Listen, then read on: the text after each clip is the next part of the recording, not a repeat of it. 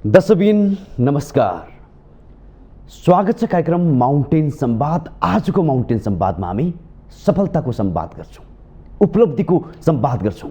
सधैँ हामी झगडाको संवाद गर्थ्यौँ, यो भएन त्यो भएन भन्ने संवाद गर्थ्यौँ।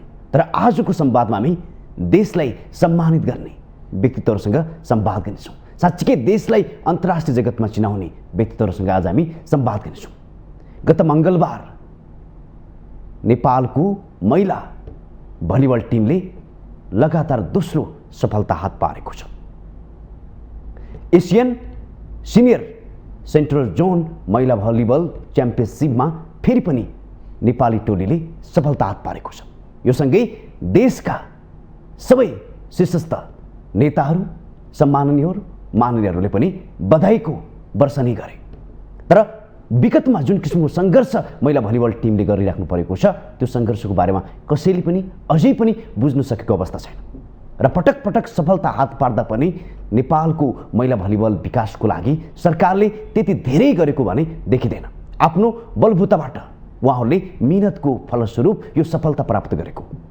दोस्रो, यो सफलता प्राप्त गर्दाखेरि पनि जुन किसिमको उत्साहजनक स्वागत त भयो, तर त्यो स्वागतको लागि, त्यो सफलता दिनको लागि महिला भलिबल टिम प्रशिक्षकहरूले जुन किसिमको सङ्घर्ष गर्नु पर्यो त्यति सजिलो, त्यति सुखद भने छैन। वर्षौँदेखिको मिहिनेत उहाँहरूको आफ्नै बलबुतामा, कबड होल छैन देशमा, विकास छैन भलिबलको, यसका बावजुद पनि पटक पटक देशलाई सफलता महिला भलिबल टिमले दिइरहेको छ। जुन किसिमको लगातारको यो दोस्रो सफलता छ, पक्कै पनि सराहनीय छ। महिला टिमले जुन किसिमको देशलाई सफलता दिएको छ, यो पक्कै पनि प्रशंसनीय र अझै धेरै सम्भावना पनि देखिन्छ। तर सरकारको पक्षबाट आज जति सम्भावनाको यो सफलता प्राप्त भएको छ, त्यो अनुरूप काम भने पक्कै पनि गर्न सकेको छैन।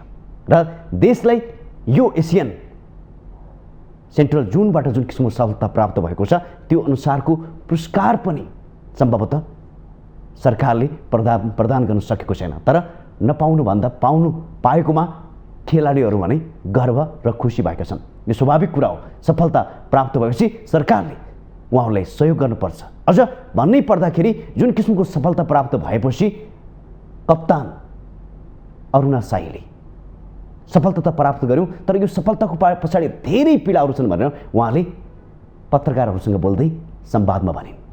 पक्कै पनि जुन किसिमको सहज परिस्थितिमा उहाँहरूले यो खेल जितेका होइन, धेरै सङ्घर्ष र धेरै मिहिनेत र अझ भन्नै पर्दाखेरि ट्रेनिङ नै नपाएर पनि उहाँहरूले वञ्चित हुनुपर्ने अवस्था पनि आयो।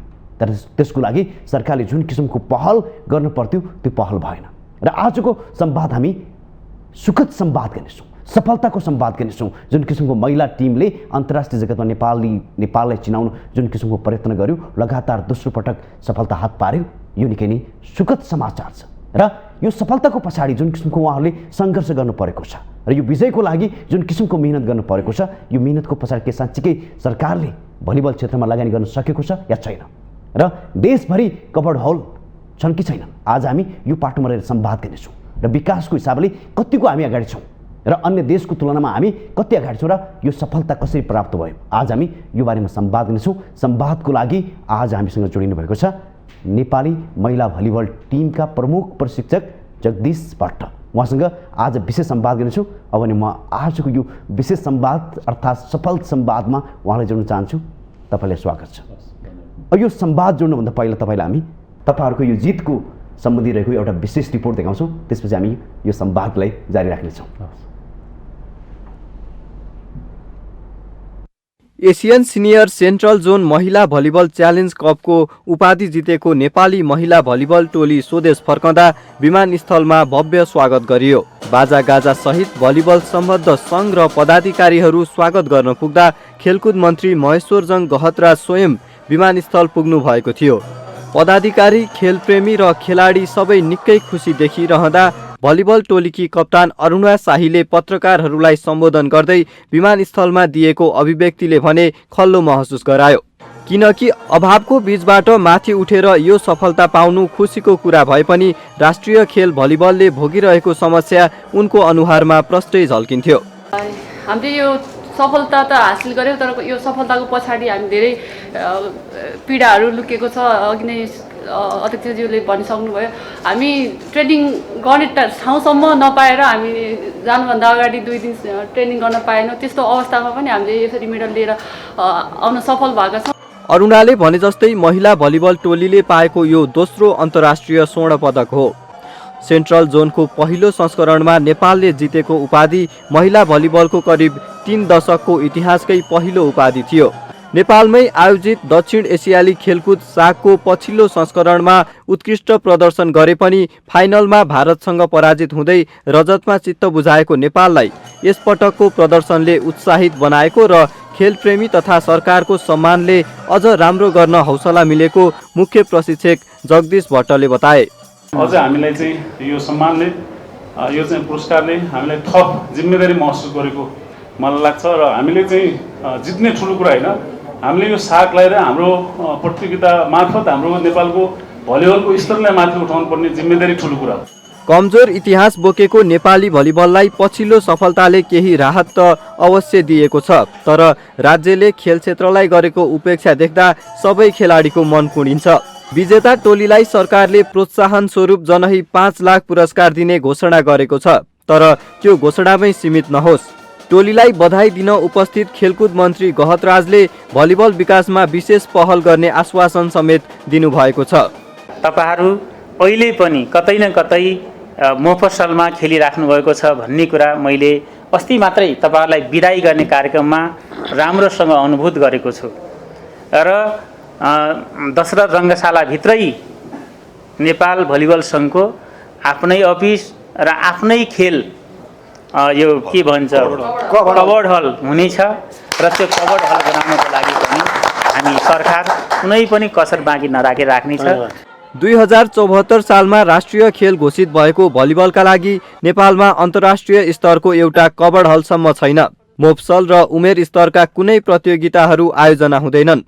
परिणामतः खेलाडी उत्पादन शून्य प्राय छ, जसले गर्दा राष्ट्रिय खेल भलिबलको विकास कछुवा गतिमा छ। संरचना निर्माण र प्रतियोगिता आयोजना गर्दै खेलाडीहरूको उचित मूल्याङ्कन गर्न सके भलिबल खेलको सम्भावना निकै बलियो देखिन्छ। माउन्टेन टेलिभिजन एचडी का लागि क्यामेरामा प्रदीप घलानका साथमा सुजन चालिसेको रिपोर्ट।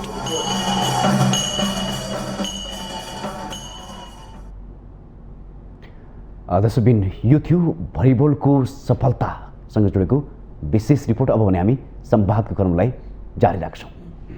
तपाईँलाई फेरि पनि म बधाई दिन चाहन्छु र माउन्टेन टेलिभिजन परिवार पनि तपाईँहरूको यो सफलतालाई बधाई दिन चाहन्छ। हस्, थ्याङ्क यू। अब के कुरा त रिपोर्टले पनि बोलिसकेको छ, तपाईँहरूले जित सफलता हात पार्नुभयो देशको लागि। कुन परिस्थितिमा यो सफलता प्राप्त गर्नुभयो आज तपाईँले यो संवादमा भन्नुपर्छ। अब अहिले चाहिँ जुन देशको विद्यमान अवस्था छ, देशको सम्पूर्ण विकासको समग्र विकासको लागि राजनीतिक इस्टाब्लिस हुनुपर्ने जरुरी छ। अब यो सरकार 6-6 महिनामा 9-9 महिनामा परिवर्तन हुने जुन विगतको जुन चाहिँ ट्रेन्ड थियो, त्यो फेरि 2-3 सरकार पनि फेरि बिचमा चाहिँ नहुँदाखेरि नयाँ सरकार गठन हुँदाखेरि राष्ट्रिय खेलकुद परिषदको नेतृत्व परिवर्तन हुँदै गर्दाखेरि मन्त्रीहरू परिवर्तन हुँदै गर्दाखेरि देशको खेलकुदमा पनि ठुलो समस्या ठुलो बाधा व्यवधान आएको जस्तो मलाई लाग्छ। त्यसले गर्दाखेरि अब पहिलो कुरा त मैले के भन्छु भने जस्तो अन्तर्राष्ट्रिय नीति र राष्ट्रलाई अन्तर्राष्ट्रियमा पहिचान गर्ने जुन हाम्रो चाहिँ पेसा छ जस्तै खेलकुद छ, त्यसमा चाहिँ स्पष्ट नीति हुनुपर्छ सबै पार्टीहरूको जस्तो मलाई लाग्छ। र यो स्पष्ट पार्टीहरूको नीति नहुँदाखेरि एउटा मन्त्रीले गरेको काम, एउटा सरकारले गरेको काम, एउटा सदस्यले गरेको कामलाई निरन्तरता नदिँदाखेरि नेपालको खेलकुद ओजिएलमा परेको पक्कै पनि हो। विगत 20औं-30औं वर्षदेखि हामीले खेल्दादेखि अहिलेसम्म हामीले त्यस्तै देखेका छौँ। सेवा सुविधाको हिसाबले केही तलमाथि भएको होला, तर नीति र नियमको लागि कुनै पनि परिवर्तन भएको छैन। जुन सिस्टममा खेलकुदलाई ग्रासरुटदेखि माथिसम्म आउनुपर्ने हो, फङ्सनिङ हुनुपर्ने हो, त्यो फङ्सनिङ अहिलेसम्म आएको छैन। त्यो किन आएको छैन त भन्दाखेरि स्पष्ट नीतिको कारणले गर्दाखेरि आएको छैन। र त्यही परिस्थितिमा नेपालको भलिबल पनि हुर्किराखेको अवस्था छ।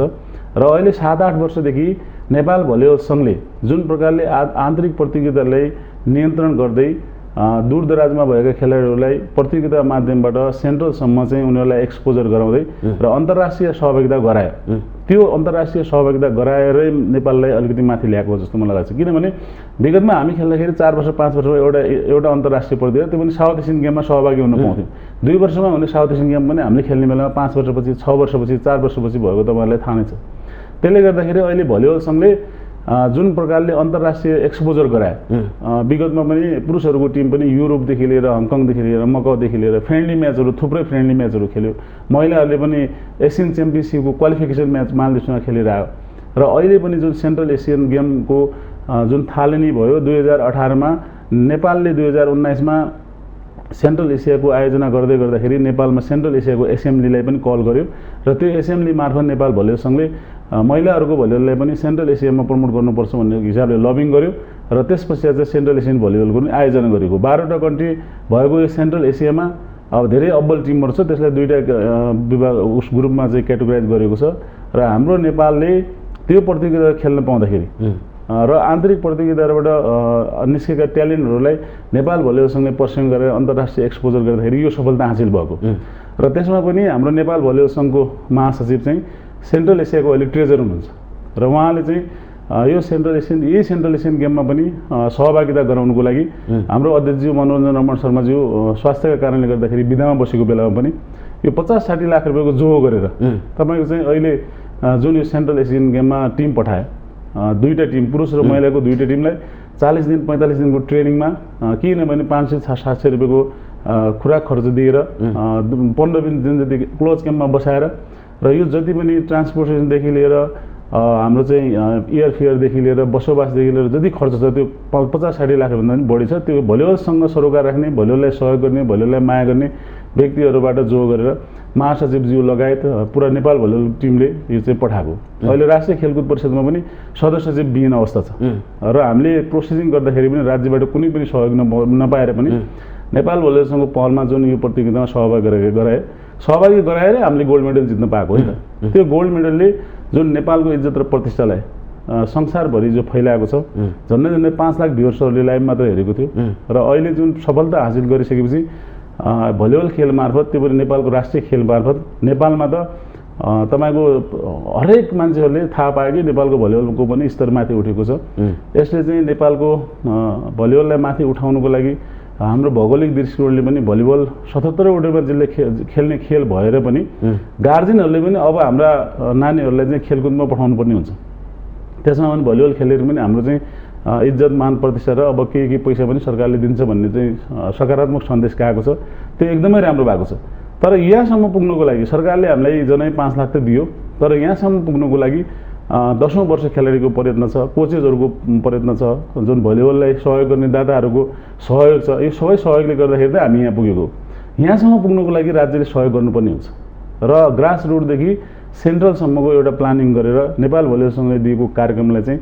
नेपाल सरकारले सहयोग गरिदिएको खण्डमा नेपालको भलिबल लगायत सबै खेलहरू माथि आउँछ जस्तो मलाई लाग्छ किनकि अहिले चाहिँ पहाडतिर भलिबल बाहेक अरू खेल्न सक्ने अवस्था छैन किनभने फिल्डको कमी छ इक्विपमेन्टको कमीहरू छ फुटबल क्रिकेटको लागि धेरै ठुलो मैदान चाहिने हुनाले त्यति सम्भव छैन धेरै ठाउँमा अरू खेलहरूमा त्यति मोटिभेसन छैन भने खेल्ने के हो त भन्दाखेरि भलिबलै हो त्यो भलिबल खेल्ने उताबाट उच्च शिक्षा हासिल गर्नुको लागि तराईमा आउने ती उच्च शिक्षा हासिल गर्दाखेरि तराईमा आएको जुन युवा जेनेरेसनहरू छ तिनीहरूलाई नै कन्ज्युम गरेर चाहिँ सेन्ट्रल लेभलसम्म पुगाउने र अहिले आर्मी पुलिस र सहसले मात्र भलिबलको खेलाडीहरूलाई चाहिँ भर्ना मार्फत आफ्नो क्लबलाई इस्टाब्लिस गरेर अलिकति अगाडि बढाएको अवस्था छ अरू क्लबहरू त्यस्तो छैन राज्यको कुनै निकायमा भलिबल खेलाडीहरूलाई चाहिँ जागिर दिएर राख्न सक्ने अवस्था छैन भने भलिबल खेल त जुन प्रकारले जुन सफलता हासिल गरेको छ त्यो भनेको न्यूनतम सेवा सुविधामा अभाव र प्रभावका बीचमा हामीले जुन सफलता हासिल गरे त्यो राज्यले अब बुझ्नुपर्ने हुन्छ जस्तो मलाई लाग्छ तपाईँले के सोध्नु चाहे भने अघिको संवाद सुन्दाखेरि युवा तथा खेलकुद मन्त्रीले नै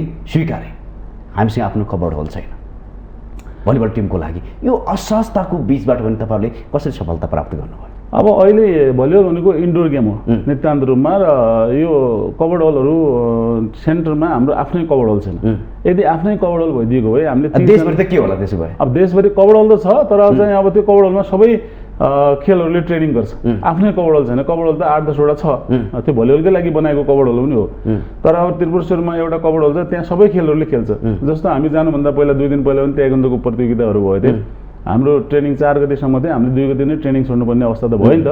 त्यसलाई हामीले कसरी खेलाडीहरूलाई चाहिँ एडजस्टमेन्ट गरे। अब अरू खेलहरूलाई पनि त्यहाँ दिनुपर्ने हुन्छ, अरू खेलहरूले पनि हामीलाई कबड्डी चाहियो त भन्छ। तर नेपालको राष्ट्रिय खेल भएपछि हाम्रो आफ्नै कबड्डी भयो भने त्यहाँ एउटा छात्रावासको व्यवस्था भयो भने हामीले अन्डर एज क्याटेगोरीको बच्चाहरूलाई चाहिँ नियमित प्रशिक्षण गराउन सक्यो भने एकै ठाउँमा राख्यो भने, किनभने यो त ग्रुप गेम हो। ग्रुप गेममा त हामीले जति खेलाडीहरूलाई एक ठाउँमा राखेर उनीहरूको भावनालाई, उनीहरूको हरेक कुराहरूलाई चाहिँ पोइन्ट आउट गरेर ट्रेनिङमा अगाडि लाग्यो भने त्यसले सफलता पाउने कुराहरू छ। अहिलेको अब डिजिटल दुनियाँमा हामीले कहाँनिर अल्झिरहेछौँ त भन्दाखेरि हामीसँग खेल्ने कबड्डी छैन, हामीसँग जुत्ता छैन, हामीसँग टी सर्ट र कट्टु छैन, हामीसँग ट्रेक छैन, हामीसँग खाना लाउनलाई छैन भनेर अल्झिरहेछौँ। आज त कहाँ पुगिसक्यो दुनियाँ। हामीले अपोनेन्ट टिमले के गरिरहेछ, के खाइरहेछ, कस्तो प्रकारले ट्रेनिङ गरिरहेछ, उनीहरूसँग इक्विपमेन्ट केहरू छ। आज साइन्टिफिक इक्विपमेन्टहरू तपाईँको सबै इक्विपमेन्टहरू अहिले आइसकेको छ। ब्लकको इक्विपमेन्ट, बल फिडरहरू आइसकेको छ। हाम्रो शरीरको बडी मास इन्डेक्सलाई, हाम्रो शरीरको मसल फाइबरहरूलाई चेक गर्ने इक्विपमेन्टहरू आइसकेको छ। हामीले त्यो साइन्टिफिकली अरू देशहरूले के गरिरहेछ भनेर अगाडि बढ्नुपर्ने अवस्थामा हामी अहिले फेरि 20 वर्ष 30 वर्ष पहिलाको स्थितिमा अल्झिरहेको छ। अहिले त हामीले त यो सिना मसिना कुराहरूमा अल्झिने होइन, त्यसमा हामीले सरकारले ध्यान दिनुपर्ने हो। तर पनि हामी चाहिँ अरूभन्दा जस्तो युरोपियन कन्ट्रीहरूभन्दा तपाईँ उनीहरूले 12 वर्ष 15 वर्ष ट्रेनिङ गरेर त्यो लेभलमा पुग्छ भने हामी 50%मा पनि त्यो लेभलमा पुग्न सक्छौँ। किन पुग्न सक्छौँ त भन्दाखेरि नेपालीहरू बलिया छन्। अलमोस्ट नेपालीहरू पाहाडमा धेरै हिडडुल गर्ने, फिजिकली स्ट्रङ भएको, स्कुल जाँदाखेरि पनि तपाईँ स्कुल जाँदा आउँदा मात्र पनि 1.5 घन्टा 2 घन्टा 3 घन्टा डेली वर्कआउट गर्ने मान्छेहरू, अनि तरकारीहरू लगेर स्कुल जाने, नुन ल्याएर घर आउने मान्छेहरू छन् नि त हाम्रोमा। त्यो मान्छेहरूलाई स्पोर्ट्स साइन्स डिपार्टमेन्ट हाम्रो राष्ट्रिय खेलकुद परिषदमा छ, त्यसलाई चाहिँ एक्टिभेट गराउनु पऱ्यो। ट्रेनिङ डिपार्टमेन्टलाई एक्टिभेट गराउनु पऱ्यो। त्यो एक्टिभेट गराइसकेपछि चाहिँ हामीसँग कहाँ छ त त्यो ट्यालेन्टहरू त दूरदराजमा छ नि त, सहरमा छैन नि त। कहाँ छ दूरदराजमा पाहाडका खोला खोसमा गएर कुन खेलको लागि कुन खेलाडीहरू उपयुक्त छ, त्यो खेलाडीलाई 8-9 वर्षको उमेरमा, 12 वर्षभन्दा पहिलाको उमेरमा चाहिँ हामीले ल्याएर तिनीहरूलाई सही तरिकाले 5-6 वर्ष 6-7 वर्षको ट्रेनिङ दिइसकेपछि त हामीले त ठुलो सफलता हात पार्थ्यो नि त। त्यो किन गर्न सकेको छैन राज्यले? फङ्सनिङ त छ, फङ्सनिङ छ, वर्ल्ड लेभलकै फङ्सनिङ छ हाम्रो परिषदमा, तर त्यहाँ चाहिँ लागू गर्ने, तिनीहरूलाई एक्जिक्युट गर्ने, प्लानिङ अनुसार वेमा अगाडि जाने भन्ने कुराहरू चाहिँ न्यून छ। किन न्यून छ त भन्दा कहिले बजेटको अभाव भइदिन्छ, कहिले सरकार परिवर्तन भएर नेतृत्व परिवर्तन भइराखेको हुन्छ। यो अलिकति डटी पोलिटिक्सका कारणले गर्दाखेरि यो भएको छ। र देशलाई अन्तर्राष्ट्रिय स्तरमा पहिचान गराउने एउटा खेलकुद, देशलाई अनुशासन र मर्यादित जनशक्ति उत्पादन गर्ने खेलकुद, देशलाई अब्बल नागरिक बनाएर शारीरिक र मानसिक रूपमा एउटा युवा शक्तिलाई तयार गर्ने खेलकुदलाई चाहिँ पहिलो प्रायोरिटीमा राख्नुपर्छ मलाई लाग्छ। किनभने यदि स्वस्थ आफैमा भयो भने त त्यो कुनै पनि पेसामा, कुनै पनि ठाउँमा चाहिँ त्यो लायक त हुँदैन।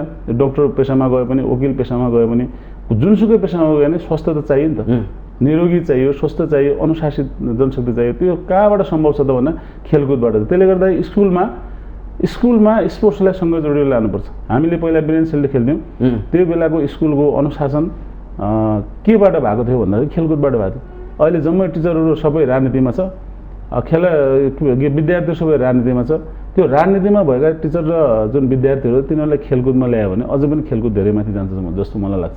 किनभने हाम्रो अहिले जतिवटा स्कुल छ त्यसमा अनिवार्य रूपमा एकजना स्पोर्ट्स टिचर राखेर स्पोर्ट्स र एजुकेसनलाई सँगै लाने प्रकारको एउटा चाहिँ शिक्षालाई अगाडि बढायो भने नेपालमा स्वस्थ नागरिक धेरै हुन्छ, अनुशासित नागरिक धेरै हुन्छ, मर्यादित नागरिक धेरै हुन्छ र त्यसले राष्ट्रियतालाई चाहिँ फोकस गर्छ। राष्ट्रियतालाई जब हामी के को लागि खेल्छौँ त भने खेलकुद त एक सिङ्गल राष्ट्रको लागि हुन्छ। त्यस कारणले गर्दाखेरि हामीले चाहिँ अब विदेशमा गयौँ, त्यहाँ गइसकेपछि जुन नेसनल एन्थम बज्यो नि त राष्ट्रको लागि भने त्यो राष्ट्रियता एभ्री युवाहरूमा हुनु पऱ्यो कि त्यो युवाहरूमा राष्ट्रियता छैन भने कुनै पनि सेक्टरमा हामी अगाडि बढ्न सक्दैनौँ। सेवा सुविधाका कुराहरू राज्यले हाम्रो राज्यको फाइनेन्सियली हामीलाई चाहिँ कस्तो प्रकारको ट्रिट गर्छ र हाम्रो देशको अवस्थालाई हेरेर हामीले पनि त्यसलाई चाहिँ एडजस्ट गर्नुपर्ने नै हुन्छ। किनभने राज्य गरिब छ, हामीले युरोप जस्तो, इन्डियाको जस्तो, चाइनाको जस्तो त हाम्रो राज्यले नगर्न सक्ला। राज्यले सकारात्मक तरिकाले आफ्नो क्षमता र दक्षता अनुसार खेलकुदलाई गरेको लगानीलाई 100% कोर्टमा उतार्नको लागि त्यो वातावरण क्रिएट गर्नु पर्यो। त्यो वातावरण कहाँबाट गर्नु पर्यो त भन्दाखेरि गार्जियनबाट, विद्यार्थीबाट गर्नु पर्यो। हामी के का लागि खेल्ने, हामी स्वस्थ हुनुको लागि, स्वस्थ के का लागि हुने भने राज्यका लागि हुने। जब अनुशासन र मर्यादित र स्वस्थ नागरिक यदि उत्पादन हुँदैन भने राज्य अगाडि बढ्दैन। त्यसले गर्दा तपाईँले अहिले विश्वको प्र्याक्टिस हेर्ने हो भने जहाँ खेलकुद माथि छ त्यहाँ डेभलपमेन्ट छ, त्यहाँ समुन्नत राष्ट्र छ। तर हाम्रो नेपालमा किन छैन भने खेलकुदलाई कसैले हेरेकै छैन। अब खेलकुदको संरचना गाविसदेखि ओडादेखि लिएर केन्द्रसम्म यदि राजनीतिक पार्टीका खेलकुदमा कार्यकर्ता हेर्ने भने अब केही वर्षमा चाहिँ खेलाडीभन्दा राजनीतिक कार्यकर्ता बढी हुने अवस्था छ। गाविसमा छ, वडामा खेलकुद छ, नगरपालिकामा खेलकुद छ, प्रदेशमा खेलकुद छ, केन्द्रमा खेलकुद छ। त्यहाँ राजनीतिक पार्टीका कार्यकर्ताहरू हुन्छ, न भिजन छ न मिसन छ। मिसन र भिजन सहित कार्यकर्ताहरूलाई पठाउनु पर्यो। ठिक छ, सञ्चालन गर्ने राज्यले नै हो, आफ्ना कार्यकर्तालाई खेलकुदलाई डेभलपमेन्ट गर भनेर पठाउने नि त। तर एउटा बच्चाले पहिलोचोटि खेलकुदमा पाइला टेक्दाखेरि त्यहाँ धेरै प्रकारको मोटिभेसन हुनुपर्ने हुन्छ। पहिलो स्टेपमा बढ्दाखेरि खेलकुद भने के हो त्यो बुझ्नुपर्ने हुन्छ, खेलकुदको अर्गनाइजेसन के हो त्यो बुझ्नुपर्ने हुन्छ, खेलकुदलाई कसरी कन्डक्ट गरेको छ त्यो बुझ्नुपर्ने हुन्छ, र खेलकुदका पदाधिकारीले कस्तो प्रकारको उयो गरे हुन्छ, बिहेभ गरे हुन्छ, कसरी हिँड्छ, कसरी बस्छ, त्यहाँबाट इन्फ्लुएन्स हुने नि त बच्चाहरू। त्यसले गर्दाखेरि म कोच हो, नेपालको राष्ट्रिय टिमको हेड कोच हो, सबैले चिन्छ। अहिले चाहिँ साधारण मान्छे एउटा म असाधारण मान्छे भएको छु भने मैले समाजमा गएर बोल्ने, मैले गर्ने क्रियाकलापहरू, मैले काउन्सिलिङ गर्ने, मेरो दुःख र पीडा भित्र होला, तर मेरो दुःख पीडालाई त्यहाँ एक्सपोज गरेर त्यो माथि आउँदैन नि त। मलाई आइडिया सोच्ने मान्छेले के सोच्छ त भन्दाखेरि पीडाभित्र लुकाए पनि बाहिरबाट त राम्रो सोच्छ। एकातिर आफ्नो पीडा लुकाएर चाहिँ हामीले राज्यलाई त फाइदा गर्नु पऱ्यो नि त। म खेलकुदमा लागेर के पाएँ, मैले केही पनि पाएन, मैले खत्तम भयो भनेर सबै मान्छेले निराश भएर अगाडि बढ्ने हो, त्यहाँ राम्रो कुरा हुँदैन। त्यसले गर्दा राज्यले जति दिएको छ त्यो पनि ठिक छ। मन्त्रीज्यूले आफै बोल्नु भएको छ, हिजोको दिनमा जे भयो अब त्यो हुँदैन, हामी कबडलको स्थापना गर्छौँ, खेलाडीलाई एउटा खाना लाउन बस्ने व्यवस्थापनको हामी जिम्मा लिन्छौँ, र खेलकुदलाई तपाईँ चाहिँ अगाडि बढाउनुहोस् भन्ने कुरा त आश्वासनमा त दिएको छ। तर हिजो पनि धेरै आश्वासन दिएको थिए, आज पनि छन्। मन्त्रीज्यूको भिजन राम्रो भयो पनि, नेपाल सरकारको भिजन राम्रो भयो भने ठ्याक्कै गभर्मेन्ट चेन्ज हुँदाखेरि त्यो ओझेलमा पर्ने अवस्थाले गर्दाखेरि यस्तो भएको। त्यसले गर्दाखेरि ग्रास रुटबाट माथिसम्म यङ जेनेरेसन अबको पिँढीलाई यदि राम्रो वेमा यदि डोर्याउने भने खेलकुद अपरिहार्य छ, र राम्रो सक्षम युवाहरू, अलिकति पढे लेखेका युवाहरू अलि राम्रो कन्ट्रीमा गइरहेछ, र अलिकति पढ्न लेख्न नसकेका युवाहरू चाहिँ खाडी राष्ट्रमा गएको छ। त्यो खाडी राष्ट्रमा जाने त्यो 50औं लाख युवाहरू, 60औं लाख युवाहरूलाई त खेलकुदमा अल्झ्यायो भने त्यो खेलकुदको माध्यमबाट हामीले विभिन्न सेक्टरहरूमा चाहिँ उनीहरूलाई काम दियो भने त हाम्रै नेपाललाई फाइदा हुन्छ नि। हाम्रै नेपालमा अलि ट्यालेन्ट, अलि हुनर, अनुशासन दक्ष युवाहरू यहीँ भयो भने देशलाई फाइदा हुने नि त। त्यसले गर्दाखेरि 30,000, 40,000, 50,000मा खाडीमा त्यत्रो 40 डिग्रीको टेम्परेचरमा काम गर्ने युवाहरूले के हाम्रो देशमा खनेर खान सक्दैन, काम गरेर खान सक्दैन, कि 20-30,000 रुपियाँ कमाउन सक्दैन? त्यो वातावरण चाहिँ सरकारले बनाउनु पर्यो। तर अहिले सक्षम हुँदा हुँदैन ट्यालेन्ट मान्छेहरू, पढ लेखेका मान्छेहरूले पनि यहीँ पनि कमाइरहेछन् त, राम्रै काम गरेर कमाइरहेछन्। त्यो वातावरण सरकारले दिनु पर्यो। र स्पोर्ट्समा पनि विद्यालय स्तरदेखि माथिसम्म, र स्पोर्ट्सलाई सबभन्दा पहिला त हेर्ने दृष्टिकोणमा राम्रो हुनु पर्यो, सकारात्मक सोचका साथमा अगाडि जानु पर्यो। जस्तो पहिला खेलाडीलाई हेर्ने दृष्टिकोण राम्रो थिएन, खेल्नै हुँदैन, जानै हुँदैन, त्यहाँ बिग्रेका मान्छेहरू, त्यहाँ चाहिँ तपाईँको चाहिँ पढ्न लेख्न नसकेका मान्छेहरू जान्छ कि खेलकुद ट्यालेन्ट बिनाले असम्भव छ। त्यहाँ त मोस्ट ट्यालेन्ट मान्छे चाहिन्छ खेल्नलाई। भलिबलमा हेर्ने भने फ्रेक्सन अफ सेकेन्डमा हावामा गएर बललाई हिट गर्नुपर्ने हुन्छ, त्यो दिमाग नभए मान्छेले गर्न सक्छ। त्यस कारणले हाम्रो खेल पछाडि परेको छ। खेलमा पनि फिजिकल लेभल, उसको मेन्टल लेभल हेरेर त्यो खेलाडी कुन ठाउँमा पुग्छ भन्ने कुराको विज्ञता हुनु पर्यो। त्यो विज्ञताको लागि राम्रो प्रशिक्षकहरू उत्पादन गर्नु पर्यो, त्यो राज्यले दिनु पर्यो। आज हामी खेलकुदलाई डेभलपमेन्ट गर्छौँ भन्छन्, प्राविधिक पक्ष 0 अवस्थामा छ राष्ट्रिय खेलकुद परिषदको। म पनि प्राविधिक हो, तर मैले आज भन्नुपर्ने के छ भने जहाँ प्राविधिक छैन, जहाँ प्राविधिकको मूल्याङ्कन छैन, जहाँ प्राविधिकको इज्जत छैन, जहाँ प्राविधिकलाई फर्दर स्टडीको लागि सम्भावना छैन, जहाँ प्राविधिकले सानो कुराको लागि सङ्घर्ष गर्नुपर्ने अवस्था छ, जहाँ प्राविधिकले चाहिँ मोटिभेसन छैन, त्यो फिल्डमा गएर प्राविधिकलाई अवहेलित गर्ने अवस्थाहरू छ। टिचरहरू जस्तै, टिचर भनौँ न, त्यो टिचरलाई र एउटा चाहिँ एउटा दक्ष जनशक्तिलाई चाहिँ सही वेमा लाने एउटा स्रोतलाई यदि राज्यले चाहिँ मोटिभेसन गरेन भने त्यहाँनिर डेभलपमेन्ट छैन। त्यसले गर्दाखेरि राष्ट्रिय खेलकुद परिषदमा अहिले प्राविधिकको सङ्ख्या पनि न्यून छ, भएका प्राविधिकहरू रिटायर भएर गइसके। भलिबल नै राष्ट्रिय खेल हो, भलिबलमा जम्मा 17-18 जना कोचेसहरू छ अहिले राष्ट्रिय खेलकुद परिषदमा। त्यही कोचेसहरूमा एक्टिभ कोचहरू 2-3 जना मात्रै छ। बाँकी के छ त भन्दाखेरि 6 महिना, 8 महिना, 1 वर्ष कुरिरहेछन् रिटायरमेन्टको लागि। भने कसरी भलिबलको सम्भव छ? इमिडिएट 70 जना, कमसेकम 70 जिल्लामा 77वटा प्रशिक्षक त हुनु पऱ्यो नि त। त्यो अनुसारको हाम्रो जनशक्ति पछाडि वेटिङमा छ नि त। डिप्लोमा स्पोर्ट्स गरेर बसिरहेछन्, विभिन्न कोचिङ कोर्सहरू ल्याएर बसिरहेछन्। त्यस्तै अरू खेलहरूमा पनि छ भने राज्यले कहिले बुझ्ने? र हामी भएका कोचेसहरू पनि हाम्रो भन्ने हो भने अहिले झन्डै मलाई 18 वर्ष स्थायी भएको भयो, 8 वर्ष करार सेवामा जागिर खाएर 25 वर्षमा एक त प्रमोसन भएको छैन। हामीले दिने काम, हामीले गर्ने काम त निरन्तर स्पोर्ट्सलाई गरिरहेछौँ। अहिले भलिबलमा हेर्ने हो भने दूर दराजका अभाव र प्रवासमा जुझ्ने मान्छेहरूलाई थ्रु स्पोर्ट्स, थ्रु भलिबल मैले एक ठाउँमा राखेर चाहिँ अहिले पनि 60-70 जनाहरू मैले निःशुल्क पढाउने व्यवस्थापन गरेको छु। अहिले पनि कञ्चनपुरमा हेर्नुहुन्छ भने भलिबल प्रशिक्षण केन्द्रमा 70 देखि 80 जना खेलाडीहरू चाहिँ ट्रेनिङमा छन्। 20-25 जनालाई खानपिनको व्यवस्थापन गरेको छ। यो सबै कुरा के को लागि गरिरहेछ त भन्दाखेरि एउटा भलिबलको माध्यमबाट उनीहरूको स्तरलाई कसरी माथि उठाउने र भलिबलको माध्यमबाट उनीहरूलाई जागिर कसरी लिने। अहिले मात्र 8 जना आर्मीमा भर्ना गर्यो, 5 जना सशस्त्रमा भर्ना गरेको छ। अहिले यसपालि भर्ना खुलेपछि त्यो तपाईँकै पहल होला? मेरै पहलमा अहिले 2058 सालबाट यहाँसम्म हेर्ने हो भने झन्डै 1255 1260 जनालाई मैले जागिर लगाएको छु। त्यो 1260 जनाले एकजना बच्चाले चाहिँ भलिबल खेलेर परिवारको 10 जनालाई त पालिरहेको छ नि त। त्यो कहाँबाट भयो त भन्दा भलिबलबाट भयो नि त। राज्यको काम पनि प्रशासनले गरिरहेको छ। एक्ज्याक्ट कुरा। त्यस कारणले मैले अब यहाँ खेलकुदमा आएर आफ्नो जीवनलाई अगाडि बढाउँला, आफूले चाहिँ धेरै सम्मान हुँला, पैसा कमाउला भन्ने त यहाँ सम्भावना छैन, किनभने यहाँ वर्तमान भविष्य छैन, मलाई थाहा छ। तर पनि यो प्लेटफर्म कस्तो भयो त भन्दाखेरि एउटा चाहिँ यो प्लेटफर्म मार्फत समाजसेवा, नितान्त समाजसेवा गर्ने मेरो उद्देश्य हो। मैले स्पेसली रूपमा हेर्ने भने अहिले त्यो काममा लागिरहेको छु म। किनभने यहाँ नेसनल टिमहरूमा यो आर्मी पुलिसको टिम हेर्नु भन्दा पनि डेभलपमेन्टको प्रोग्रामहरूमा ग्रासरुटबाट खेलाडीलाई कसरी माथि ल्याउने भन्ने कुराहरूमा तपाईँले कञ्चनपुरमा बुझ्नुहुन्छ। कञ्चनपुरमा मात्र होइन, अरू साथीहरूलाई पनि मैले ट्रेनिङ सेन्टरलाई स्थापना गरेर त्यहाँ चाहिँ बढीभन्दा बढी युवा जेनेरेसनहरूलाई चाहिँ तपाईँहरू पहल गर्नुहोस् भनेर स्पेसली यो इन्डियाको बोर्डरसँग जोडिएका जुन जिल्लाहरू छन् त्यहाँ फोकस छ। अहिले पनि 60-70 जनाको हाम्रो ग्रुप छ।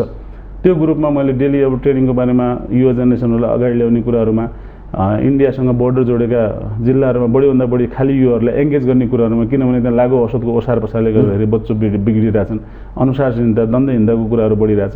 त्यसबाट काहीँ न काहीँ राज्यलाई फाइदा पुग्छ कि त्यहाँबाट राम्रो हुने खेलाडीलाई माथि भलिबलमा ट्रेनिङको लागि फोकस गर्ने र जो भलिबलमा राम्रो हुन सक्दैन तिनीहरूलाई चाहिँ एउटा अनुशासन र मर्यादित खेलाडीहरू बनाएर दक्ष जनशक्ति उत्पादन गर्ने भन्ने कुराहरू मेरो फोकस छ। त्यसैमा म लागिरहेको छु।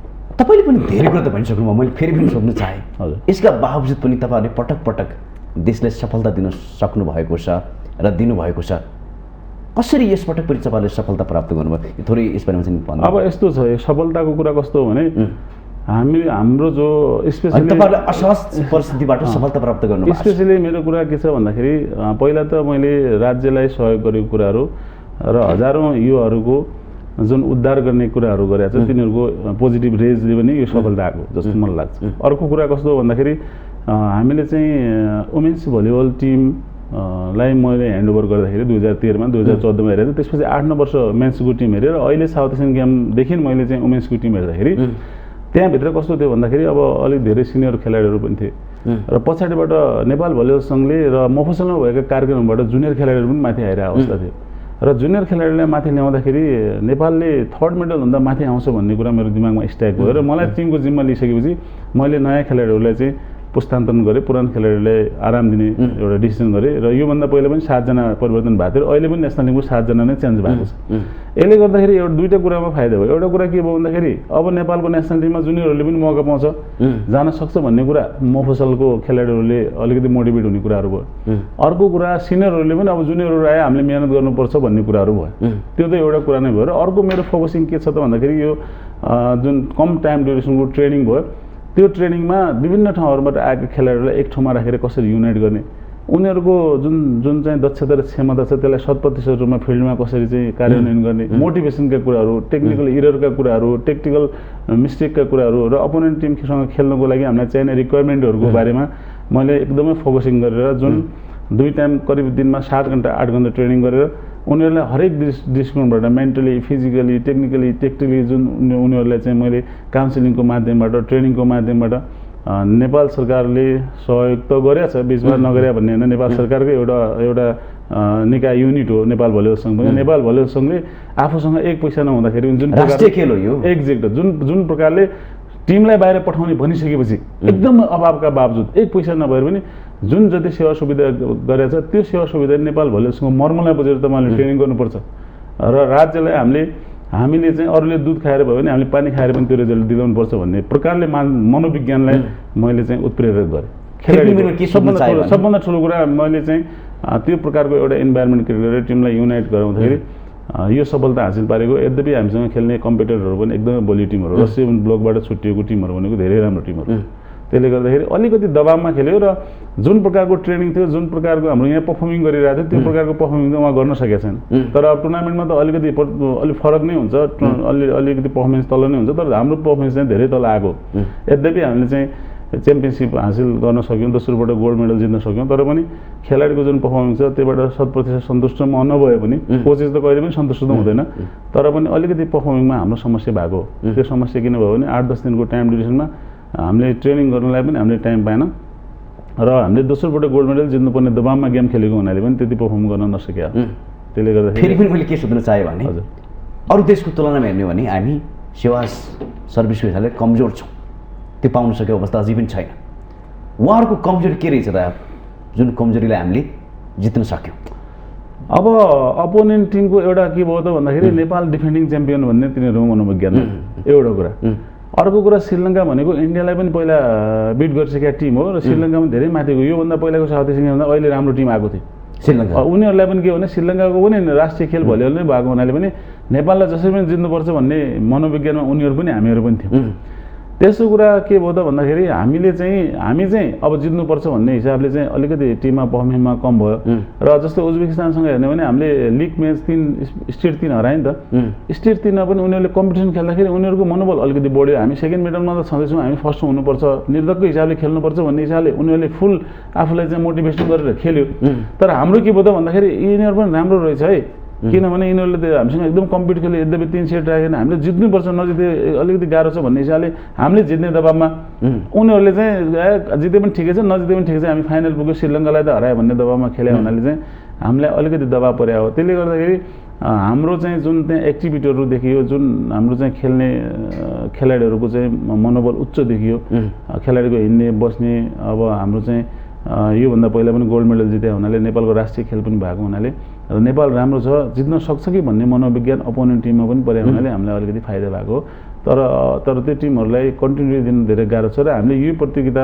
र अरू प्रतियोगितामा अब इन्डियालाई हराउनु पर्ने छ हामीले साउथ एसियन गेममा च्याम्पियन हुनुपर्ने छ एसियन गेममा टप 10 भित्र टप 8 भित्र आउनुपर्ने छ यसको लागि हामीले धेरै मेहनत गर्नुपर्ने छ लामो ट्रेनिङ गर्नुपर्ने छ 100 बजार म्याचहरू खेल्नुपर्ने छ त्यो राज्यले सहयोग गरेर नेपाल भलिबलसँगले प्रोग्राम बनाएर मात्र सम्भव छ मैले अर्को कुरा जोड्न खोज्यो के पनि जोड्न खोज्यो भने अरू देशको तुलनामा हाम्रो खेलाडीको हाइट पनि कम छ यसका बावजुद पनि हामी जितेर आउँछौँ ठ्याक्कै के कारणले कसरी तपाईँहरूले म्यानेज गर्नु अब एभरेज हाइट उज्बेकिस्तानको हेर्ने भने एभरेज हाइट उनीहरूको 177 थियो हाम्रो चाहिँ 173 170 को एभरेज हाइट थियो त्यसका बावजुद उनीहरूको एजको पनि कम थियो हाम्रो एजको एभरेज पनि बढी थियो त्यसका बावजुद पनि हामीले जितेर आयो भने हाम्रो मनोविज्ञान नै माथि थियो किनभने हामीले जुन यो टिमहरू जुन सहभागी टिमहरू छ तिनलाई हामीले डिफिट गर्न सक्छौँ भन्ने एउटा मनोविज्ञानलाई ट्रेनिङको पार्ट पनि राम्रो भएर सम्भव भयो ट्रेनिङ त मलाई लाग्छ अब यो खेलाडीलाई सोध्ने कुराहरू अरूभन्दा पनि कस्तो ट्रेनिङ भएको थियो भनेर मैले मेरो कोचेसको पोइन्ट अफ भ्यूबाट मैले जति ट्रेनिङ गराएँ त्यो ट्रेनिङमा मलाई लाग्छ कुनै कमी गरेन जस्तो लाग्छ मेरो बुद्धि विवेक क्षमताले भ्याएसम्म मैले कुनै कुरामा कमी राखेको छैन जस्तो लाग्छ किनकि मैले चाहिँ अब एकदमै यो च्यालेन्जिङ पनि थियो किनभने पहिलोचोटि गोल्ड मेडल जितेको यसपालि गोल्ड मेडल जित्नुपर्छ गोल्ड मेडल जितेर मात्र सफलताले मात्र नेपालको भलिबल माथि उठ्छ भन्ने हाम्रो दिमागमा छ किनभने सफलताले नै माथि उठ्ने हो अहिले त सबैको आँखा त परेछ नि त त्यो चिज त्यसमा पुग्नुको लागि मलाई ट्रेनिङ टाइम ड्युरेसनभित्र हरेक खेलाडीको एक खेलाडीको स्क्रिनिङहरू गर्ने एक खेलाडीको एररहरूलाई करेक्सन गर्ने एक खेलाडीहरूको मनोविज्ञानलाई चेक गर्ने प्रोग्रामहरू बनाउँदाखेरि कहिले पनि 4 घण्टा 5 घण्टा राम्रोसँग सुत्नु नपाएको अवस्था होइन त्यसले गर्दाखेरि यो सबै मेहनतहरू गर्यो टिमलाई राम्रोसँग मिलायो टिमलाई युनाइट गरियो टिममा हामी एकरूपता हुन्छ भन्ने कुरा गरेर हाम्रो केटीहरूको टिम पनि एकदमै राम्रो छ यद्यपि केटाहरूको पनि राम्रो छ डिसिप्लिनमा कुनै समस्या छैन केटाकेटी दुईटैमा त्यसले गर्दाखेरि केटाको पर्फर्मेन्स पनि धेरै राम्रो भएको उज्बेकिस्तान जस्तो टिमलाई हरायो राम्रो पर्फर्मेन्स गर्यो टिममाथि आएको यद्यपि मेडल आएन त्यो आफ्नो ठाउँमा छ किनभने केटाहरूको धेरै टफ कम्पिटिसन छ र हाम्रो भलिबलमा डिसिप्लिनको कुरामा डेडिकेसनको कुरामा हार्डको कुरामा कुनै ठाउँमा पनि कम्प्रोमाइज छैन र राम्रो भइरहेछ तपाईँले सोध्न चाहिँ अर्को कुरा के छ भने यसपटक उत्कृष्ट सेटरको रूपमा चाहिँ नि कप्तान अरुणाजी आउनुभयो हजुर अरुणा साई र लिब्रोमा सलिना श्रेष्ठ तर प्रत्येक वर्ष प्राय जसो म्याचहरूमा चाहिँ नि सरस्वती चौधरी र प्रतिमा मालीहरूको पनि राम्रो पर्फर्मेन्स हुन्थ्यो यसपटक कमजोर भयो कि अब उनीहरू दुईजना प्रतिभा र सरस्वती दुईजना चाहिँ टिमको मेन प्लेयर भएको हुनाले उनीहरूलाई सबैभन्दा बढी दबाब थियो किनभने उनीहरूलाई के थियो मनोविज्ञान भने हामीले यो टाइटल जिताउनलाई हाम्रो महत्त्वपूर्ण भूमिका छ भन्ने दिमागमा परेको सबैको आश भयो आश भरोसामा थियो र टिमको आश भरोसामा थियो कोचेसको आश भरोसामा थियो र त्यसले गर्दाखेरि पनि उनीहरू धेरै निकै दबावमा परे मलाई लाग्छ उनीहरूको जुन गेम थियो त्यो गेम अनुसार उनीहरू पनि पर्फर्म गर्न सकेन त्यो गेम उहाँहरूको गेमहरू सबैले हेरेको छ सबैले बुझेको छ त्यहाँ कमिटीले पनि सबैले बुझेको छ त्यस कारणले गर्दाखेरि अब जति जुन खेल खेल्नुपर्ने हो त्यो खेल खेल्न नसकेमा उहाँहरूलाई पनि फिलिङ त भएको छ तर निकै दबावमा हुनुहुन्थ्यो उहाँहरूले चाहिँ त्यो दबावका बिचमा पनि टिम पनि निकालेको जिताएको पनि उहाँहरूले नै हो त्यस कारणले गर्दाखेरि अहिले अब टिमको बेस्ट क्याटेगोराइज दिँदाखेरि अरू टिमहरू पनि राम्रो थियो स्पाइकरहरू राम्रो थियो अरूको पनि राम्रो भएको हुनाले उनीहरू नपरेको हुनसक्छ होइन त्यसमा अब अरुणा र लिब्रोलाई पनि दियो, तर अरुणा र लिब्रो तिनीहरूले पनि जस्तो गेम अनुसार खेल्न सकेको त होइन, तर पनि त्यसमा तपाईँहरू खुसी हुनुहुन्छ? तर पनि उहाँहरूलाई पनि चाहिँ बेस्ट सेटर र बेस्ट लिब्रो दियो। त्यसमा चाहिँ हाम्रो टिमको तर्फबाट खुसी नै छ। जुनसुकै एउटा पर्टिकुलर व्यक्तिले जुन पुरस्कार पायो भने त्यो टिमको लागि हुन्छ। यो जित चाहिँ टिमको लागि हो नि त। भलिबलले जित्यो, केटाले पनि जित्यो, केटीले पनि जित्यो, सारा भलिबल खेल प्रेमीले पनि जित्यो नि त। त्यसले गर्दाखेरि कुनै एउटा पर्टिकुलर मान्छेलाई उनीहरूले एनालिसिस गर्दाखेरि त्यो सबैको अगाडि हुन्छ। र उहाँहरूले अब प्रतिभा र सरस्वतीले पनि राम्रो गेम खेल्यो। यद्यपि श्रीलङ्कासँग खेल्दाखेरि पनि हामीले 2 सेट हरायो, 3 सेटमा ब्याक गऱ्यौँ। त्यो ब्याक गर्ने मलाई के थियो भने श्रीलङ्कालाई जुनसुकै हालतमा जित्छ र फाइनल टाइटल उठाउनु पर्छ भन्ने पनि मेरो अन्तर हेर्दैदेखि चाहिँ हामी जसरी जित्छौँ त्यो आत्तिनुपर्ने, धेरै एकदम प्रेसरमा पर्नुपर्ने खासै मैले त्यहाँ देखाएको थिएन। तर पनि खेलाडीहरूले को मनोविज्ञानले अब उनीहरूले एकदमै आउटस्ट्यान्डिङ नै खेलिदियो। उज्बेकिस्तान त्यस्तो खेल्ला भन्ने पनि थाहा थिएन र उनीहरू एकदमै चलेर खेल्यो र उनीहरूको सबै पार्टमा एकदम राम्रो थियो। ब्लक पनि राम्रो थियो, सर्भिस राम्रो थियो, डिफेन्स कस्तो राम्रो खेलिदियो तपाईँहरूले देखिरहेको भएको छ। त्यसले गर्दा उनीहरूले चाहिँ फाइनलमा एकदमै हामी सेकेन्ड मेडल हाम्रो कानमा छ, फर्स्ट मेडलको लागि लड्ने हो भन्ने थियो। उनीहरूको त फ्री भएर खेल्यो, तर हामीले चाहिँ गोल्ड मेडल जित्नै पर्ने अवस्था थियो। योभन्दा पहिलाको डिफेन्डिङ च्याम्पियन भएर फरक त्यो कारणले गर्दाखेरि तिनीहरूले प्रेसरले गर्दाखेरि 5औं सेट खेल्यो। अब संवाद रे तपाईँको, हजुर, तपाईँको पालामा आएर पुरुष भलिबल टिमले पनि इतिहास रच्यो र महिला भलिबलले पनि इतिहास रच्दै आएको छ, सफलतापछि सफलता प्राप्त गर्दै आएको छ। लगातार सेन्ट्रल जोनमा 2टा स्वर्ण, साउथ एसियनमा दोस्रो भयो भनेपछि यो सफलता दिन तपाईँलाई कसरी सम्भव भयो र तपाईँ आएर मात्रै भलिबलमा किन परिवर्तन आयो? अब एउटा त्यो जिम्मेदारीको कुरा हो। मैले मात्र गरेर त होइन, स्टेक होल्डर भलिबलमा काम गर्ने सबै कोचेसहरूलाई म सम्झिन चाहन्छु होइन, र भलिबललाई माया गरेर सहयोग गर्नेहरूलाई पनि म सम्झिन चाहन्छु। म राष्ट्रिय खेलकुद परिषदमा प्रशिक्षक भइसकेपछि मैले 9th साउथ एसियन गेममा खेलाडीको रूपमा चाहिँ सन्यास लिइसकेपछि 10th साउथ एसियन गेममा कोच भएर गएको मान्छे। स्पोर्ट्स डिप्लोमा गरेँ त्यो बिचमा। स्पोर्ट्स डिप्लोमा आइसकेपछि मैले धेरै ठाउँमा जागिर हुँदाखेरि मैले खेलकुदै रोजेँ। 4-5 ठाउँमा पनि मेरो जागिर थियो, सबैमा करार थियो र करारै भयो भने खेलकुदलाई नै मैले रोज्नुपर्छ भनेर अरू जागिर छोडे अवस्था पनि। र यहाँ मेरो उद्देश्य एउटा मात्र के थियो भने अब खेलाडीको जिन्दगीको मोस्ट भ्यालुएबल टाइम यसमा इन्भेस्ट गरिसकेपछि मसँग खेलको पेसन पनि छ र यहाँ प्लेटफर्म पनि छ। अब खेलाडी भएर उपलब्ध गर्न नसकेका कुराहरू, खेलाडीको रूपमा भएका कमी कमजोरीहरू र अब हामीले चाहिँ अब अगाडि चाहिँ के गर्न सकिन्छ, यसलाई चाहिँ कसरी फुलफिल गर्न सकिन्छ प्रशिक्षकको रूपमा आएर भन्ने कुरा मेरो दिमागमा स्ट्राइक थियो। र मैले पाकिस्तानबाट सन्यास लिने बित्तिकै मैले भलिबल प्रशिक्षण केन्द्रको स्थापना गरेँ, जो नेपालमा पहिलो थियो। जवाला खेलपछिको जवाला खेलमा चाहिँ पुरानो प्रशिक्षण केन्द्र हो। त्यसपछि चाहिँ महेन्द्रनगरमा चाहिँ 2060 सालमा चाहिँ त्यो स्थापना भयो र त्यसबाट हजारौँ खेलाडीहरू चाहिँ उत्पादन भयो, सयौँ खेलाडीहरू राष्ट्रिय टिममा परे। मेरो एउटा उद्देश्य के छ भने ग्रास रुटबाट खेलाडीलाई उत्पादन गर्ने र आर्मी पुलिसमा भर्ना गर्ने, त्यहाँबाट चाहिँ नेसनल टिममा चाहिँ कन्ज्युम गर्ने। अहिले पनि 20 जनामा 11 जना सुदूरपश्चिमकै केटीहरू थियो त्यो टिममा। 20 जना पहिलो चरणमा थियो, 11 जना सुदूरपश्चिमको मात्र थियो। 20 जना मध्ये 20 जना मध्ये थियो भने त्यो खेलाडीहरू जम्मै भलिबल प्रशिक्षण केन्द्र महेन्द्रबाट नै आएर आएको थियो। त्यस कारणले गर्दाखेरि त्यहाँबाट यहाँसम्म आउँदाखेरि र मैले चाहिँ अब आफ्नो यो स्पोर्ट्स एकाडेमिकलाई फुलफिल गर्दाखेरि लेभल 1 कोचिङ कोर्स गरेँ, लेभल 2 ब्याङ्ककमा 12 मा गरेर आएँ। त्यसपछि स्पोर्ट्सको इन्स्ट्रक्टर कोर्सहरू गरेँ। मैले आफ्नै बलमा आफ्नै पैसा खर्च गरेर पनि म विदेश गएर पढेर आएँ। र अब मैले सिनियर गुरुहरू पहिला हुँदाखेरि पनि म चाहिँ अब नेसनल टिममै बस्नुपर्छ भन्दाखेरि नेसनल टिममा आफ्नै पैसा खर्च गरेर पनि मैले काठमाडौँमा गरेँ, अहिलेसम्म पनि गरिरहेको छु। किनभने मेरो प्यासन हो नेसनल टिमलाई कसरी राम्रो बनाउने, के गर्ने भन्ने कुराहरूले गर्दाखेरि आएर त्यसपछि 3 वर्ष जति मैले आर्मीको टिम पनि हेरेँ, पुलिसको टिमलाई सहयोग गर्ने र ग्रास रुटमा स्पोर्ट्सको एरियालाई माथि उठाउनको लागि स्पोर्ट्स टिचरहरूसँग संवाद गर्ने। जसरी 5वटा विकास क्षेत्र पहिला थियो, त्यसमा काठमाडौँलाई फोकस गरेर 6वटामा स्पोर्ट्स टिचरको एउटा कोर्स पनि सञ्चालन गर्ने हामीले। त्यसमा स्पेसलाइजेसन र स्पोर्ट्स थ्योरी सम्बन्धी हामीले क्लासहरू लियौँ। यो सबै गरिरहँदाखेरि यसको अनुभवहरू, मेरो प्लेइङ ब्याकग्राउन्डको अनुभवहरू र हाम्रो चाहिँ खेलकुद कर्मीहरू, खेलकुदको जति पनि भलिबललाई डेभलप गर्ने कोचेसहरूको सहयोग र खेलाडीहरूको जुन हार्ड डेडिकेट छ र मैले खेलाडीहरूलाई युनाइट गर्दाखेरि, ट्रेनिङ गर्दाखेरि जुन प्रकारको ट्रिट गरेँ, राज्यले नेपाल भलिबलसँग जुन विश्वास गर्यो, त्यसपछि आएर चाहिँ स्पेसली त खेलाडीहरू नै भनौँ, खेलाडीहरूलाई सही ठाउँमा चाहिँ छनौट गरेर चाहिँ नियमित प्रशिक्षणलाई प्लानिङ वेमा लगेर हामीले काम गऱ्यौँ। त्यसको सफलता नै हो जस्तो लाग्छ। किनभने अब भन्दाखेरि चाहिँ अब मैले चाहिँ आफ्नो प्रमुख प्रशिक्षणमा 2017मा मालदिप्समा सेन्ट्रल एसियन गेम भयो र नेपालको अन्तर्राष्ट्रिय पहिलो पदक ब्रोन्ज मेडल थियो त्यो बेलामा। त्यो पनि भित्राइयो। त्यो नेपालको 43 पुरुषलाई वर्षको प्रदान गर्नुभयो। पहिलो अन्तर्राष्ट्रिय इतिहास नै बन्यो। इतिहास नै थियो। त्यसपछि मालदिप्समा हाम्रो चाहिँ यो सेन्ट्रल एसिया जोनको क्वालिफिकेसन यो बिच भलिबल टुर्नामेन्ट थियो, त्यसमा वुमेन्सले गोल्ड मेडल जित्यो। त्यो पनि ठुलो सफलता त्यो पनि ठुलो सफलता त्यहाँ म गएको थिएँ। त्यसपछि आएर अहिले मेन्स टिममा पनि अब बङ्गलादेशसँग 2टा फ्रेन्डली म्याच खेल्यो, त्यो जित्यो। डेनमार्कमा गएर डेनमार्कलाई हराएर आयो, यहाँ आएर डेनमार्कलाई हरायो। त्यसपछि आएर हङकङमा 2टा हङकङसँग म्याच जित्यो, एउटा मकाउसँग जित्यो। र सेन्ट्रल एसियन गेम र साउथ एसियन गेममा पनि थुप्रै गेमहरू जित्यो। 2018मा इन्डोनेसियामा भएको 18औं एसियन गेममा पनि हामीले 15th ऱ्याङ्किङमा नेपालले ल्याउन सफल भयौँ पुरुषको टिमलाई। र वर्ल्डको जुन ऱ्याङ्किङमा पनि हामीले धेरै सुधार गऱ्यौँ। त्यहाँ गएर मङ्गोलियालाई हरायो, भियतनामलाई हरायो, चाइनिज ताइपे 3rd भएको टिमसँग हामीले निकै कम्पिट गऱ्यौँ। श्रीलङ्का जस्तो शक्तिशाली टिमसँग हामीले चाहिँ 4वटा सेट खेल्यौँ। र जुन यो पर्फर्मिङहरू भयो त्यो निरन्तर अभ्यास, एउटा डेडिकेसन, हार्डवर्क, इच्छाशक्ति, दृढ इच्छाशक्ति र त्यो प्रतिको एउटा लगावले गर्दाखेरि नै यो सफलता भएको हो। यो सफलता हासिल गर्नुमा हाम्रा गुरुहरूदेखि लिएर भलिबललाई माया गर्ने जुन चाहिँ सहयोगदाताहरू छन् र यो कोचेसहरू, स्पेसली काम गरेर विभिन्न सेक्टरमा काम गरेर कोचेसहरूको सबैको परिश्रमबाट यो सम्भव भएको। र नेपाल भलिबल सङ्घले यसमा चाहिँ जुन निरन्तर 7-8 वर्षदेखि इन्टरनेसनल एक्सपोजर गरिदियो, त्यो इन्टरनेसनल एक्सपोजर गर्ने नेपाल भलिबल सङ्घको ठुलो योगदान छ। जहाँ भलिबल पुगेको छ त्यो नेपाल भलिबल सङ्घको जुन प्लानिङ थियो इन्टरनेसनल एक्सपोज गर्ने, आन्तरिक प्रतियोगिता निरन्तरता दिने र त्यो प्रतियोगिताबाट आएका ट्यालेन्टहरूलाई नियमित पर्सेन्ट गर्ने जुन योजना अनुसार यो सफलता हासिल भएको जस्तो मलाई लाग्छ। तपाईँलाई सोध्नै चाहे, तपाईँको कारणले गर्दा धेरै सफलता हात पाएको छ नेपालले र खेलाडीको अनुशासनले गर्दा, मिहिनेतले गर्दा।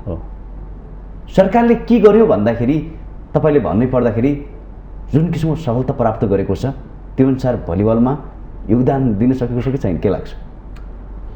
अब यस्तो छ, मैले चाहिँ आफूले के गर्ने भन्ने कुरा मलाई थाहा छ। सरकारले के गर्ने भन्दाखेरि प्रधानमन्त्रीको बारेमा, खेलकुद मन्त्रीको बारेमा मैले बोल्ने बधाई सबैले दिए तपाईहरु सफलता हुँदाखेरि। हाम्रो लेभलबाट उहाँहरूलाई कुनै आक्षेप लगाउने, उहाँहरूको कुराहरू गर्ने हाम्रो चाहिँ नियतले, नैतिकताले पनि दिँदैन मलाई लाग्छ। किनभने राज्य सञ्चालन गर्ने निकायसँग उहाँहरू धेरै ट्यालेन्ट जनताबाट चुनेर गएको, देशको विकासलाई, देशलाई कहाँ अपलोड गर्छु भनेर गएको मान्छेहरूलाई हामीले यहाँबाट केही भनिराख्नु पर्दैन। तर म यति मात्र भन्छु कि हरेक व्यक्तिले आफ्नो जिम्मेदारी अनुसार मलाई नेपाल सरकारले चाहिँ भलिबल खेल मार्फत एउटा चाहिँ युवाहरूलाई चाहिँ एउटा राम्रो प्लेटफर्म दिएर चाहिँ राम्रो ट्यालेन्ट युवाहरूलाई चाहिँ अन्तर्राष्ट्रिय एक्सपोज गरेर देशको नाम रोशन गराउने, अर्को अधिकांश युवाहरूलाई चाहिँ स्पोर्ट्समा समेट गरेर अनुशासनलाई मर्यादित बनाउने जिम्मा हो। त्यो कुरा बुझ्नुपर्ने हुन्छ। खेलाडी खेलेर मात्रै नेसनल टिममा गएर मात्रै विदेश जानु भन्ने कुरा होइन। खेलकुद के को लागि भन्ने कुरा बुझ्नुपर्छ। त्यो बुझ्ने काम भनेको राष्ट्रिय खेलकुद परिषदको नेतृत्व र युवा तथा खेलकुद मन्त्रालयले। त्यसले गर्दाखेरि हामीले गर्ने काम इन्डिभिजुअली हामीले गरेछौँ। खेलाडीले खेल्ने काम हो। म त खेलाडी भएर पनि आएँ, एडमिनिस्ट्रेसनमा पनि आएँ, म सचिव पनि थिएँ नेपाल भलिबल सङ्घको र नेपालको हेड कोचको रूपमा र प्रशिक्षकको रूपमा पनि अहिले निरन्तर खेलाडी र प्रशिक्षकको रूपमा 28 वर्ष अन्तर्राष्ट्रिय सहभागिता मात्र छ मेरो। 28 वर्षको अनुभव छ। मैले 14-15वटा सदस्य चेन्ज गरिसकेँ, 12-15वटा मन्त्रीहरू चेन्ज गरिसकेँ। खेलकुदको नीतिलाई राम्रोसँग हेरेको छु मैले। खेलकुदमा काम गर्ने कर्मचारीहरूको सबैको कुराहरू गरेको छु, तलदेखि माथिसम्म। भने हाम्रो सबैभन्दा ठुलो कुरा के हो त भन्दाखेरि स्पोर्ट्समा तपाईको हेर्नुपर्ने कहाँ हो, धरातल कहाँ हो भने खेलाडीलाई हेर्नुपर्ने, खेलाडीको सेवा सुविधालाई हेर्नुपर्ने, त्यो खेलाडीलाई राम्रो दक्षता हासिल गर्ने कोचेसहरूलाई हेर्नुपर्ने नि त। त्यो कुरामा फोकस छ कि छैन भन्ने कुरा इम्पोर्टेन्ट हो। त्यसले गर्दाखेरि हामीले जे जति गरिरहेछौँ त्यो आफ्नो ठाउँमा ठिक छ। मेरो व्यक्तिगत कुरा मैले यहाँ भनिरहँदाखेरि मलाई माया गर्ने र चाहिँ मलाई चाहिँ आइडियल मानेर अगाडि हिँड्ने मान्छेहरू पनि हरेसमेन्ट हुनसक्छ। किनभने अब म त अहिले त राम्रो गरिरहेछ भन्ने त सबैले छ नि त। घरको स्थितिदेखि लिएर आफ्नो व्यक्तिगत कुराहरूदेखि लिएर फाइनेन्सियल स्ट्याटसदेखि लिएर सबै कुराहरू त हामीले हेर्ने हो भने वर्तमान र भविष्य त छैन। तर पनि यसलाई म्यानेज गरेर खेलकुदलाई हाम्रो कारणले कति माथि लान सक्छ, राज्यलाई कति सहयोग गर्न सक्छ भन्ने कुराहरू अब यो गर्ने काम राज्यले। अब अहिलेसम्म प्रमोसन भएको छैन। मसँग कतिवटा साथीहरू छ, हामीसँग डिप्लोमा गरेर आउने 5 जना साथीहरू अमेरिकामा छ। हामीलाई पनि अमेरिकामा तपाईँहरू आउनुहोस्, यहाँ धेरै राम्रो छ, यहाँ 10 लाख 15 लाख रुपियाँ महिनाको कमाइ हुन्छ, त्यहाँ बसेर केही पनि हुँदैन, आउनुहोस् भनेर पटक पटक हामीले आग्रह गरेर छ। यो डकुमेन्ट पनि पूर्ण गरेर पनि हामीले त्यहाँ आफ्नै देशमा केही गर्नुपर्छ भनेर अझ स्पोर्ट्स डिप्लोमा 2001-2002मा स्पोर्ट्स डिप्लोमा गरेर आउने 5 जना साथीहरू मात्र हामी छौँ। स्पोर्ट्स डिप्लोमा भनेको कोचिङको सबैभन्दा आधारभूत शिक्षा हो। त्यो शिक्षा हासिल गरेर आउने 4-5 जना छौँ र हामीसँग थाहा भएका सयौँ कोचेसहरू ओजेलमा छन्, जो 18 वर्ष 19 वर्षदेखि एउटै तहमा छ भने तिनीहरूले नेपालको खेलकुदको लागि कसरी मोटिभेसन गरेर अगाडि बढ्ने। पैसा नै चाहियो नि त। आखिर जहाँ गयो भने तपाईँको आउने जाने, जहाँ यता गर्ने उता गर्ने सबै ठाउँलाई त पैसा नै चाहियो। घर परिवार पनि हेर्नु पऱ्यो। म्यानेज गर्न सक्ने मान्छेले अलिकति दायाँ गरेर खेलकुदमा लगानी गरेर आफ्नो पैसा लगानी गरेर खेलकुदलाई डेभलप गरिरहेछ। त्यस्तै मैले पनि गरिरहेको छु अहिले। मेरो चाहिँ स्यालेरीले त मैले यताउता गएर खेलाडीले त प्रमोट गर्न सक्दैन, तर पनि कहाँबाट साथीभाइको सहयोगबाट आफन्तको सहयोगबाट खेलकुदलाई इन्भेस्ट गरेर मैले भोलिलाई अगाडि बढाइरहेको छु। तर सबैले त्यो नगर्न सक्छ, इच्छा शक्ति पनि नहुन सक्छ भएर पनि। भने त्यो कुरालाई राज्यले एउटा जिम्मेदारी दिइसकेपछि तिनीहरूलाई कोचेसहरूलाई कसरी दक्षता हासिल गर्ने, तिनीहरूलाई सेवा सुविधा दिएर तिनीहरू काममा कसरी ल्याउन सक्ने भन्ने कुरा नै छैन। अब कामसँग धेरै टाइम छैन। अन्तिममा हजुर, भलिबल विकासले जुन किसिमको सफलता पाएको छ त्यो पक्कै पनि सराहनीय छ, सम्मानयोग्य छ, त्यसको तारिफ सबैले गर्नुपर्छ। र अब साँच्चै भलिबल विकासलाई योभन्दा माथिल्लो लेभलमा लानुको लागि सरकारले गर्नुपर्ने बेसी कुराहरू के छ जस्तो लाग्छ? अब सरकारले गर्नुपर्ने कुराहरू, नेपालको भलिबल राष्ट्रिय खेल भयो, 4-5 वर्ष नै भइसक्यो। यसलाई राष्ट्रिय खेलको पहिचानको रूपमा अगाडि बढाउनु पर्ने हुन्छ। नम्बर 1, त्यो पहिचान अगाडि बढाउनुको लागि 7वटै प्रदेशमा इन्डोर कबड्डी हुनुपर्ने हुन्छ। नम्बर 2, नम्बर 3 मा चाहिँ प्रत्येक प्रदेशमा 50 जना पुरुष र 50 जना महिला खेलाडीहरूलाई चाहिँ नियमित प्रशिक्षणमा राख्नुपर्छ र आन्तरिक प्रतियोगिताहरू गराउनु पर्ने हुन्छ। नम्बर 3, राष्ट्रिय टिमहरूलाई नियमित वर्षैभरि प्रशिक्षण गराउने माहौल राख्ने र त्यसको लागि इन्डोर कबड्डीको व्यवस्थापन गर्नुपर्ने हुन्छ।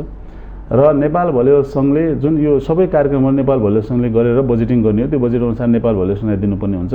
र कोचेसहरूको एकदमै अभाव भएको हुनाले अहिले पनि हामीसँग डिप्लोमा गरेका कोचेसहरू छ, कोचिङ सम्बन्धी पढे लेखा कोचहरू छ, रिटायर भएका खेलाडीहरू छ, तिनीहरूलाई ल्याएर कमसेकम 100 जना भलिबलको कोचेसहरूलाई तुरुन्तै नेपाल सरकारले चाहिँ अपोइन्टमेन्ट गर्नुपर्ने हुन्छ, पहिलो प्राथमिकता। र तिनीहरूलाई यहाँ ल्याइसकेपछि नेपाल सरकारले फर्दर स्टडीको लागि बाहिर पठाउने, रिफ्रेसर कोर्सको लागि बाहिर पठाउने, त्यो कामहरू गर्नुपर्ने हुन्छ। र नेपालको भलिबललाई ठ्याक्कै माथि उठाउनुको लागि नेपाल भलिबल सङ्घको एउटा कार्यक्रम अनुसार, जुन क्यालेन्डर अनुसार चाहिँ इन्टरनेसनल एक्सपोजर गर्नुपर्ने हुन्छ। अहिले एसियन च्याम्पियनसिप हुन्छ, एसियन गेम हुन्छ, सेन्ट्रल एसियन गेम हुन्छ, साउथ एसियन गेम हुन्छ, फ्रेन्डली म्याचेसहरू मार्फत हुन्छ, अब यो कन्टिनेन्टल म्याचहरू हुन्छ। यिनीहरू सबैमा हामीले चाहिँ एक्सपोज गर्न सक्यो र हामीभन्दा ठुला टिमहरू स्टेप बाई स्टेप हामीले चाहिँ आज यो प्रतियोगितामा यहाँ हासिल गऱ्यौँ भने यहीँ बस्ने होइन, अब हामीले अगाडि कसरी बढ्ने भन्ने कुराहरूको अपोनेन्ट टिमलाई सर्च गरेर त्यो अनुसारको ट्यालेन्टलाई हामीले ल्याउनु पऱ्यो नि त। केटाहरूको रिजल्ट आएन भन्छ, केटाहरूको रिजल्ट ल्याउनुको लागि हामीसँग चाहिँ एकदमै ट्यालेन्ट भएको 6 फुट 6 इन्च हाइट भएको जम्प भएको केटाहरू चाहियो नि त। केटीहरू पनि त्यस्तै चाहियो अब एसियन गेममा जानुको लागि। त्यो अनुसारको रिक्वायरमेन्टलाई क्याच गरेर चाहिँ हामीले अगाडि बढ्नु हुन्छ। त्यसको लागि नेपाल सरकारले बजेट दिनु पऱ्यो। 10 करोड नेपाल सरकारले बजेट दियो भने नेपाल भलिबलसँग 1 करोडको काम गर्छ। हस्, पक्कै पनि तपाईँले भने जस्तै सेवा सुविधा र ग्रास रुटमा सरकारले इन्भेस्ट गर्नुपर्ने आवश्यकता देखिन्छ। त्यसगरी भलिबलको लागि आवश्यक कुरा के हुन् ती कुरामा ध्यान दिन सक्यो भने योभन्दा ठुलो सफलता हात पार्न त्यति गाह्रो नहोला भन्ने तपाईँको संवादबाट पनि सुनिसक्यो हामीले। र यो सफलताको लागि सरकारले विशेष पहल गर्नुपर्ने आवश्यकता छ भन्दै यो संवादको लागि यसको लागि पनि धेरै धेरै धन्यवाद दिँदै बिदा हुन चाहन्छु। नमस्कार। हस्, धन्यवाद। दर्शकबिन, पक्कै पनि असहज परिस्थितिबाट पनि नेपाल महिला भलिबलले यति ठुलो सफलता प्राप्त गरेको छ। अब सरकारले ढिला नगरिकन ग्रास रुटबाटै हाम्रो राष्ट्रिय भलिबललाई विकासको लागि पहल गर्नुपर्ने आवश्यकता देखिन्छ। अझै पनि कुनै क्षेत्रमा पनि सरकारले त्यति पहल गरेको देखिँदैन। उहाँहरूले भने जस्तै प्रत्येक प्रदेशमा कबड्डी हलको आवश्यकता छ। अझ भन्नै पर्दाखेरि गाउँ गाउँमा भलिबल मैत्री बनाउनु पर्ने आवश्यकता देखिन्छ। र जुन सफलता हात पारेको छ यो सफलता त्यति सहज रूपमा नेपाल महिला भलिबल टिमले पाएको होइन। यो कुरालाई सरकारले मनन गर्दै भलिबल विकासको लागि विशेष पहल गर्नुपर्ने आवश्यकता छ भन्दै आजको यो संवादबाट म कार्यक्रम सञ्चालक खगेन्द्र विष्ट बिदा हुन चाहन्छु। नमस्कार।